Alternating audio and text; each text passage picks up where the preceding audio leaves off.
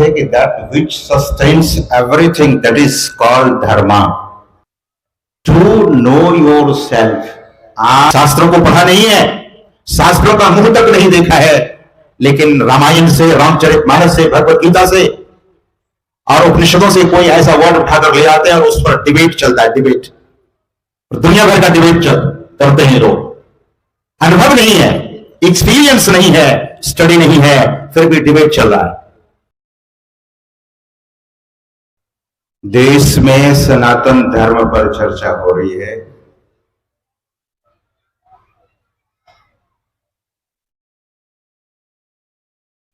देश के तमाम पत्रकार लोग, जो मीडिया है, बहुत सारे साधु महात्माओं के पास जाकर सनातन धर्म की चर्चा करते हैं। आज सुबह के सत्र समाप्ति के बाद जब मैं अपने निवास में गया, श्रद्धेय श्री राजकुमार जी के यहां, तो एक उत्साही युवक रमन कुमार मुझसे भी यही प्रश्न जाकर पूछा।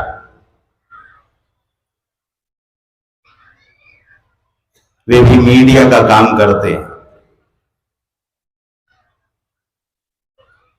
कि महाराज श्री सनातन धर्म के बारे में कुछ बोलिए, आज देश में ये चर्चा का विषय बन गया है।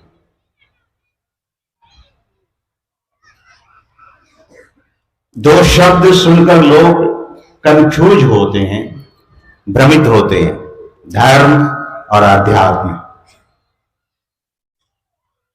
गुरुकुल में जब हम सब पढ़ रहे थे,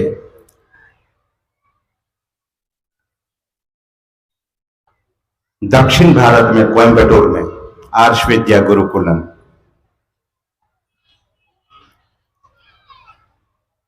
तो वहां के जो आचार्य थे वे बताते थे कि that which sustains everything that is called dharma, जो सबको धारण करे वो धर्म है।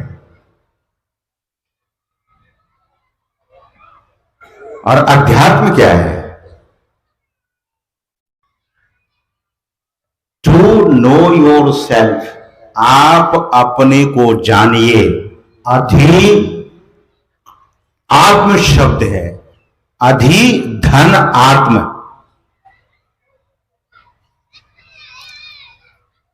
अधि का मतलब होता है जानना, और दूसरा शब्द है आत्म, यानी अपने को जानना। Why this country is suffering since long time? वजह क्या है? क्योंकि जो लीड कर रहे हैं कंट्री को, देश को, उन्हें अध्यात्म की जानकारी पर्याप्त नहीं है। धर्म, कदाचित जो लोग सुबह के सत्संग में होंगे वे सुने होंगे कि धर्म दीवार खड़ा नहीं करता है, धर्म तोड़ता नहीं है, धर्म समन्वय देता है। धर्म से सौहार्द पैदा होता है, धर्म वैमनस्य पैदा नहीं करता है।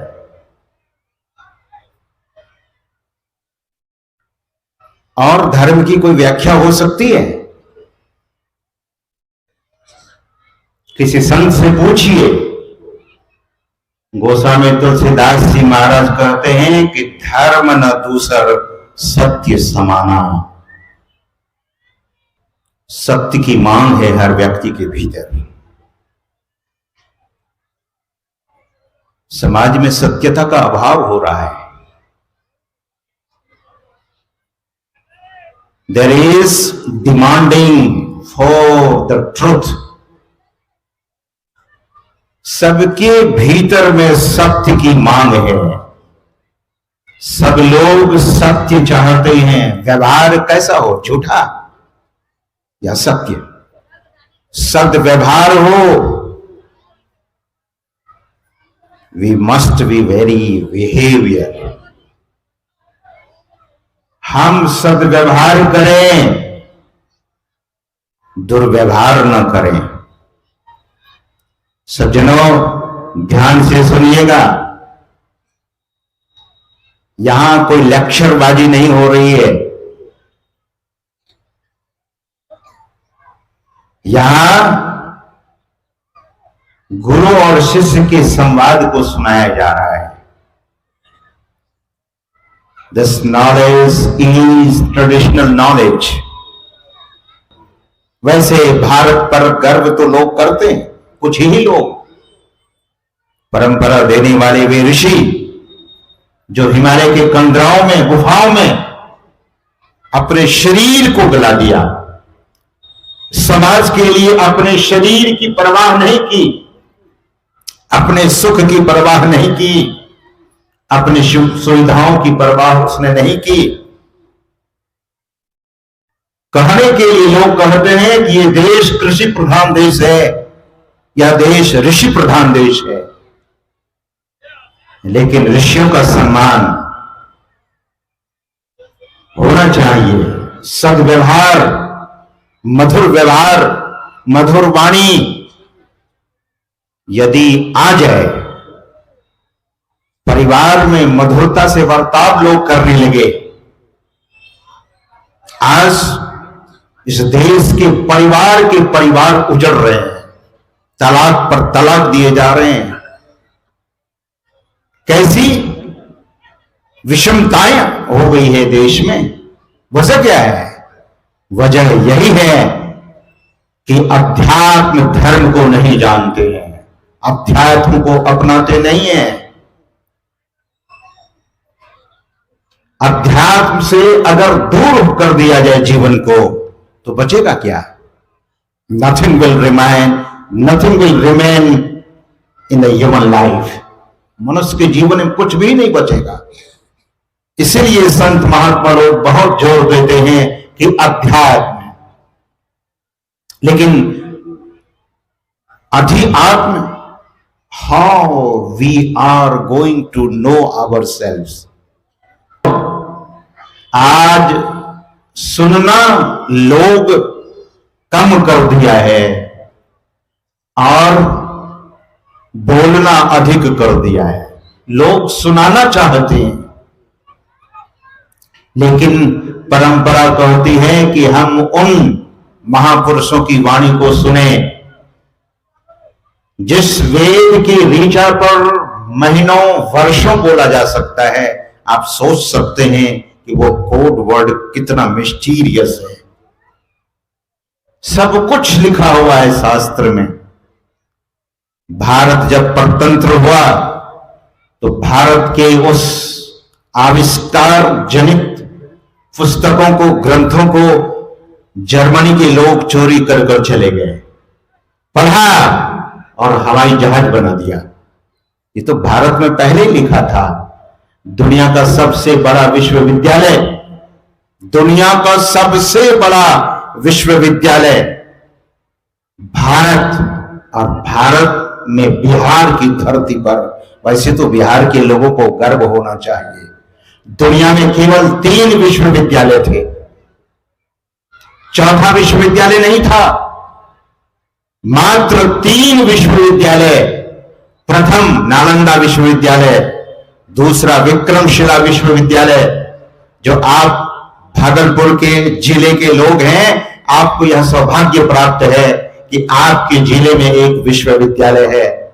और तीसरा विश्वविद्यालय तक्षशिला, जो भारत बंटवारा के बाद पाकिस्तान में चला गया है।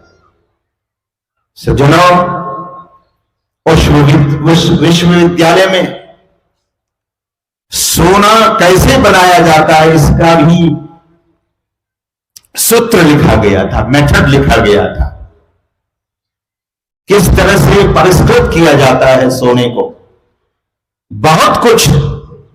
हम कहते हैं कृषि प्रधान देश है, लेकिन ऋषियों का सम्मान उस तरह से होना चाहिए।